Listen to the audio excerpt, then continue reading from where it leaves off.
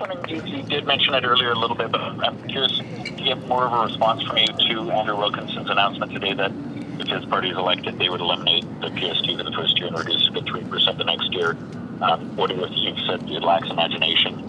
What would your party do with, say, the $7 billion in the first year instead, and what's your primary criticism of that plan?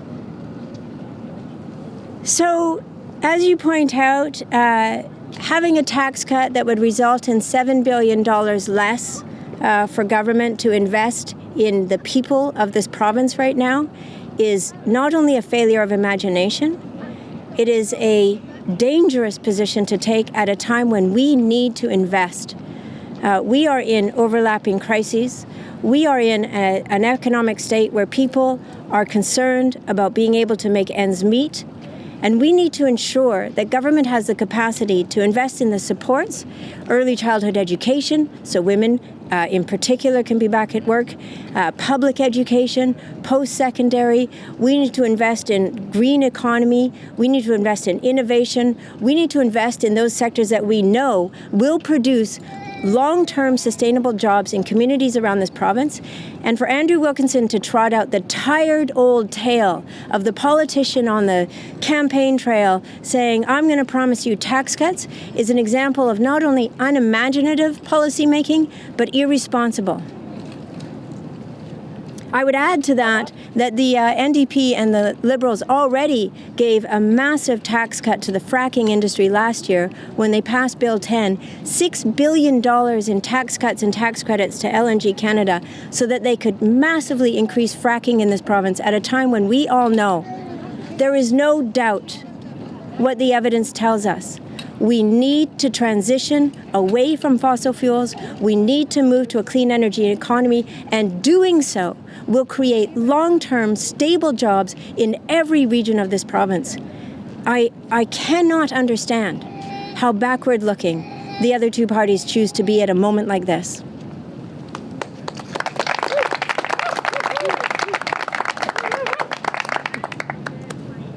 Just by way of follow-up, if I'm allowed one, yeah. I wonder, you've said in the last several days that your party will have candidates across the province.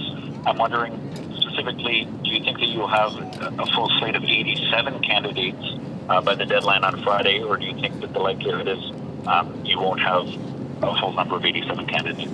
So unlike the NDP, who clearly knew and were preparing for this election for a long time, as we see their television ads roll out this week, we were expecting good governance from the NDP and John Horgan and not a snap election. However, look at this list, this slate of candidates behind me right now. We are bringing forward some of the most exciting candidates that BC has seen in generations.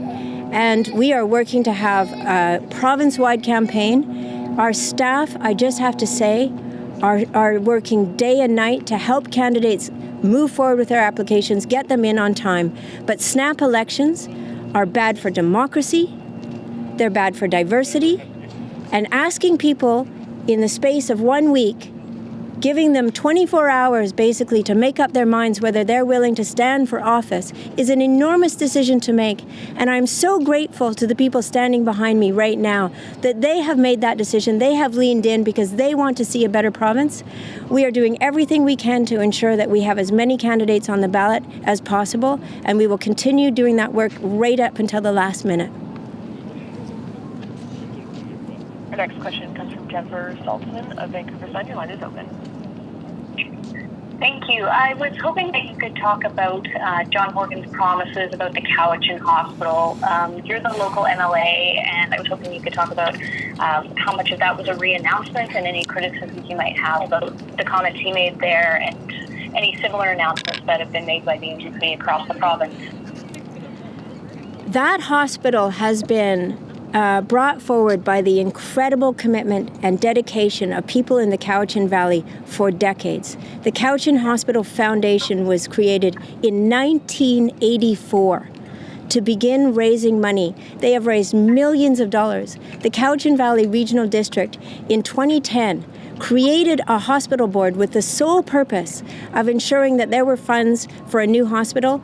By 2017, they had $35 million. The community has worked 4 decades to ensure that this hospital comes forward. The announcement of the new hospital was made in the summer of 2018 by Adrian Dix. The concept plan was accepted. The business case has been passed. The hospital is moving forward.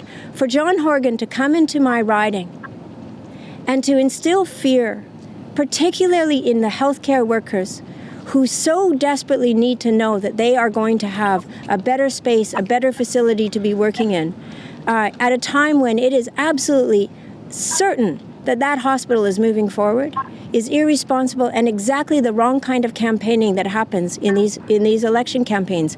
Come and tell us about your vision for the province. Come and tell us how you're going to solve the crises that people are facing. Come and tell us how you're going to ensure that every person in British Columbia has equal access to the services and to the infrastructure that it is government's job to provide.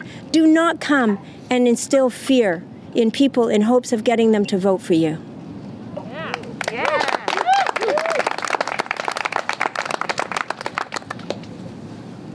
Follow-up, Jennifer?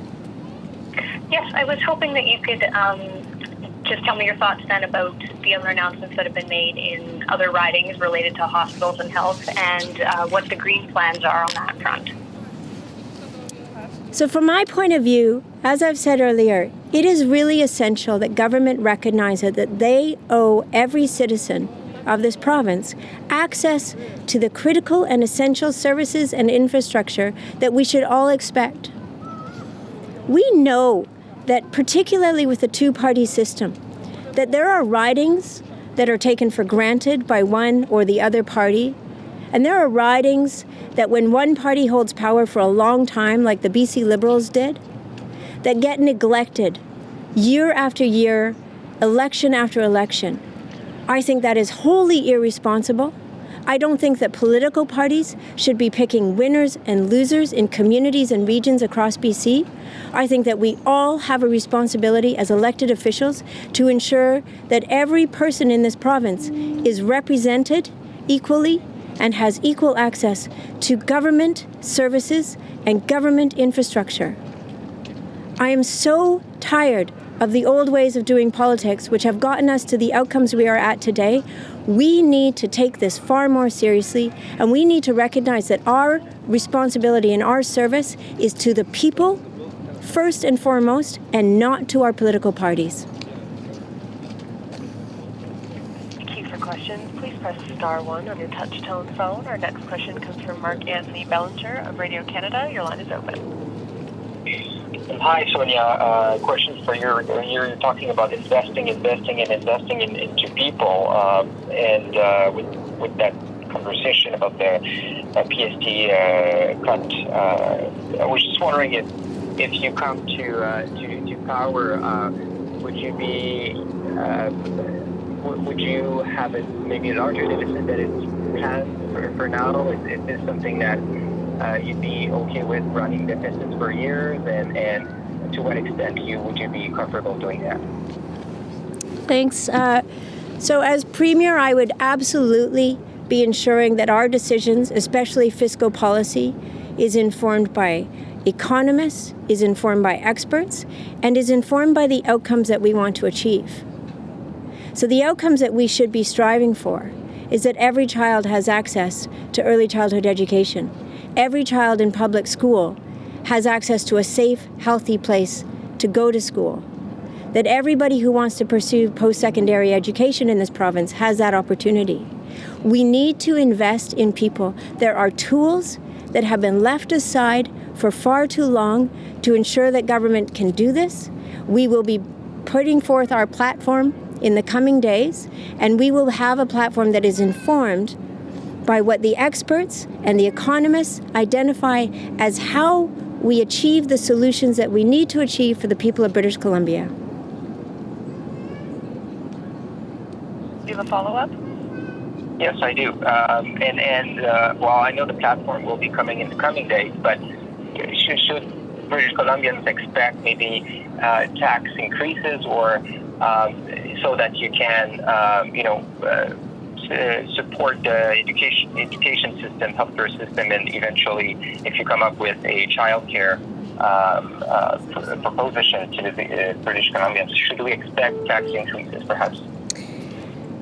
For too long, politicians have run on the platform of tax cuts, and those tax cuts predominantly go to the wealthiest people. And, sorry, just ending that call coming in. There we go. So for too long, politicians have campaigned on tax cuts, and those tax cuts predominantly go to the wealthiest people.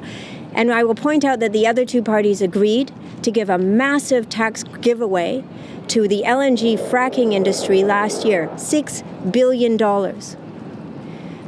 We have to address inequality. We have to recognize that inequality harms everybody in society, and that we need to move forward with policies and tax measures that will ensure that so many people are not falling through the cracks. This economy is apparently a strong economy. Both of the other parties will tout what a strong economy we have, and yet they don't measure how many people aren't being served by that economy. They don't measure how many people are not thriving in this economy. When we see the rates of housing precariousness, of homelessness, when we see the rates of people who can't find work, then I would say that our economy isn't serving everybody. And we want to have an economy that does.